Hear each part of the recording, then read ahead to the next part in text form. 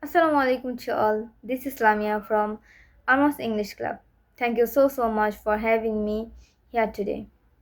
How are you all? Hope that you all are fine.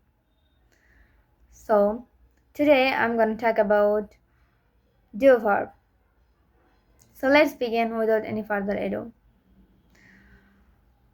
I eat rice, আমি ভাত খাই. I ate rice, আমি ভাত খেয়েছিলাম. I will eat rice, আমি ভাত খাবো.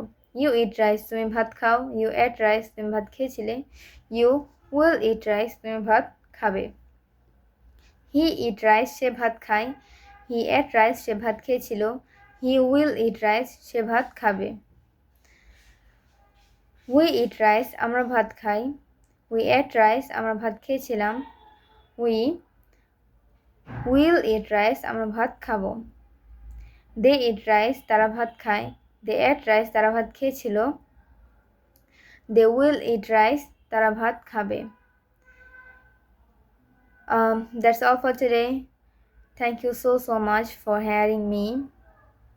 And stay tuned until the next time. See you in the next presentation. Assalamu alaikum.